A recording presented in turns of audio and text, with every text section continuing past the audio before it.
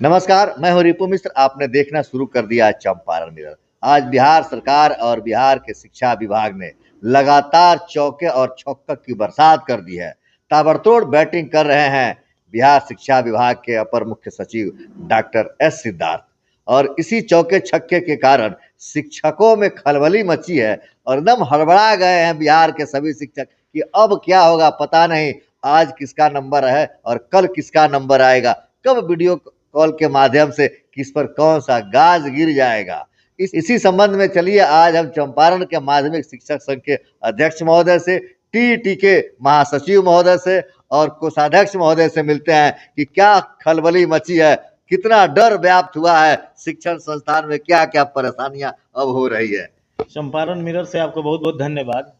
S Siddharth खलबली नहीं मचाए हैं। एस सिद्धार्थ सर जो विद्यालय का जांच कर रहे हैं, हम लोग जांच पर कोई प्रश्न चिन्ह नहीं उठा रहे हैं। उनको जांच करना है वह जांच करे, हम लोगों को कोई तकलीफ नहीं है।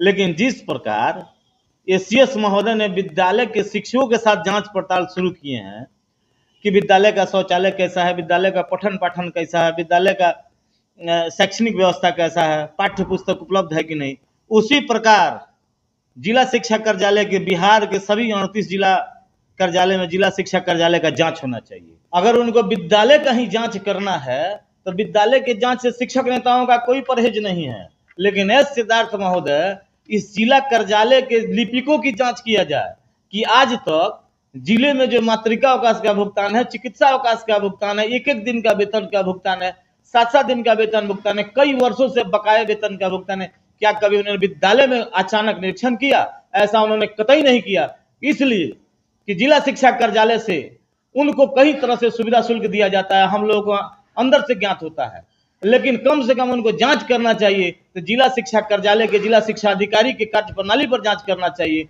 उनके लिपिक की कार्य प्रणाली पर जांच करना चाहिए, उनके शैक्षणिक व्यवस्था, जो विद्यालय का शैक्षणिक कार्य व्यवस्था कैसा, वहां जांच करना चाहिए। यहाँ लेन देन की परिपाटी से केवल शिक्षकों को बदनाम करने का काम कर रहे हैं। कई वर्षों से जीओबी का एरियर का वेतन बकाया है, कई वर्षों से ओडीएल वेतन बकाया भुगतान बाकी है, लेकिन क्या उन्होंने कभी ऐसा जांच किया? ऐसा उन्होंने कभी जांच नहीं किया। जिला शिक्षा कार्यालय के अधिकारियों के द्वारा कहा जाता है कि हम लोग क्या करें, बार बार शिक्षकों पर कार्रवाई होता है। शिक्षक अपने आवेदन भी देते हैं, वेतन भुगतान का आवेदन भी देते हैं, एक एक दिन का वेतन भुगतान जो आसानी से भुगतान हो सकता है, निरीक्षण के क्रम में उनका वेतन कटा हुआ है, कई शिक्षकों का वेतन भुगतान बाकी है। हमारा कई वर्षों से जीओबी का 15% का वेतन भुगतान बाकी है। आज तक इस शिक्षा कोष पर जो ईपीएफ कटौती का वेतन भुगतान आज तक लंबित है। क्या कभी उन्होंने औचक निरीक्षण किया? ऐसा उन्होंने कभी नहीं किया। केवल शिक्षकों को प्रताड़ना करने का काम कर रहे हैं। हम लोग जांच करें, अचानक जांच करें। बिहार के 77,000 विद्यालयों के शिक्षक विद्यालय में आने का काम करते हैं और उन बच्चों को पढ़ाते हैं जिनका समाज में एकदम अंतिम पंक्ति के बच्चे हैं, आप मनोयुग से पढ़ाते हैं। लेकिन 38 जिला के जिला शिक्षा कार्यालय में व्याप्त भ्रष्टाचार है, उनको कभी वैसा जांच करना चाहिए। हम लोग पास कई प्रूफ है। जो एक दिन का वेतन कटा है, जो व्यक्ति एक साथ कार्यालय में जमा कराया कागज अपना, उसका वेतन भुगतान नहीं हुआ। जो सुविधा शुल्क दिया 30,000, 20,000, 50,000, उसका वेतन भुगतान होने का काम किया। कभी उन्होंने औचक निरीक्षण किया? हम लोग कई बार उनको आवेदन भी दिए, पत्र भी दिए, अपने पैड पर लिखित भी दिए कि कम से कम जीओबी का 15% ओडीएल का वेतन भुगतान हो, लेकिन आज तक उन्होंने यह औचक निरीक्षण जांच करने का उनको फुर्सत नहीं मिला। इसलिए कि वह सिर्फ तो सिर्फ अधिकारियों का बचाने का काम कर रहे हैं। कभी उन्होंने अभी इस जिला में, पूरे बिहार में आप देखे होंगे कि बेंच डेस्क का पैसा था, उपयोगिता राशि, विकास राशि का गबन का मामला चल रहा है, बिना कार्य किए पैसा निकल रहा है। कभी उन्होंने जांच करने का काम किया जिला शिक्षा कार्यालय में? ऐसा उन्होंने कतई नहीं किया। उनको जांच करना चाहिए तो जिला शिक्षा कार्यालय के वरीय अधिकारियों की जांच होनी चाहिए, बल्कि शिक्षकों को जांच के नाम पर हड़काने का प्रयास नहीं करें। जिस प्रकार शिक्षक का पट्टिका का जांच होता है, उनके रूटीन का जांच होता है, विद्यालय की साफ सफाई की जांच होता है, विद्यालय की शौचालय का जांच होता है, क्या कभी उन्हें जिला शिक्षा कार्यालय का शौचालय क्या देखा? उन्हें जिला शिक्षा कार्यालय के लिपिक पान खाका के शौचालय में थूके रहते हैं। क्या कभी यहाँ तक अभी औचक निरीक्षण की बात चल रही है, तो आज से कुछ महीने पहलों से ई शिक्षा कोष के माध्यम से जो है शिक्षकों की हाजिरी बन रही है। ई शिक्षा कोष सरकार लेकर आई ताकि विद्यालयों में शिक्षकों की उपस्थिति सुनिश्चित हो सके, उनके आने जाने का समय निर्धारित हो सके, उनके कार्यकलाप पर निगरानी किया जा सके अब जब ये शिक्षा कोष कार्यरत ही है, उसके बावजूद जांच किया जा रहा है अलग अलग तरीकों से। अब जैसे एक जांच मधुबनी जिले का आया है, जहां एसएस महोदय ने जांच किया और उस जांच में पाया गया कि जो शिक्षक नहीं पाए गए विद्यालय में, वह अपना थंब वेरिफिकेशन कराने गए थे और वहां पर जिला शिक्षा पदाधिकारी के द्वारा शो कॉज निकाल दिया गया। तो अनेक सारी समस्याएं हैं विभाग में, विभाग को अनेक कार्य भी है और उस कार्य को करने के लिए शिक्षक को बाहर निकलना ही पड़ता है। अब जैसे एक शिक्षक सब्जी लाने गया था, अब सब्जी लाने गया था तो सब्जी लाएगा तभी मध्याह्न भोजन का काम होगा, तो मध्याह्न भोजन का काम विद्यालय से जुड़ा हुआ ही काम है, तो फिर वह आदमी, वह शिक्षक कब जाए आखिर सब्जी लाने के लिए या विद्यालय के मध्याह्न भोजन के संचालन के लिए कब जाए। और जहां तक भ्रष्टाचार की बात है, तो जो व्याप्त है जिला शिक्षा कार्यालय में, आरडीडी कार्यालय में, उन भ्रष्टाचारों की जांच नहीं की जा रही है। बेंच डेस्क का गुणवत्ता का जांच नहीं किया जा रहा है। लगातार बेंच डेस्क लेकर बहुत सारा मामला उठा, सदन में जो माननीय है उन लोगों ने भी बहुत सारे जिले का मामला उठाया कि भाई हमारे यहाँ बेंच डेस्क से लेकर सभी चीज़ें खराब सप्लाई की गई हैं, लेकिन उनको लेकर कोई भी कार्रवाई राज्य स्तर से नहीं की गई। वेंडरशिप का एक जो दौर चला हुआ है कि विद्यालयों में साफ सफाई शिक्षकों का काम नहीं रह गया है, उसके लिए वेंडर नियुक्त किया गया है और उस वेंडर का कार्य है कि वह विद्यालयों की साफ सफाई, रख रखाव, मेंटेनेंस करे और उससे शिक्षक का कोई लेना देना है नहीं।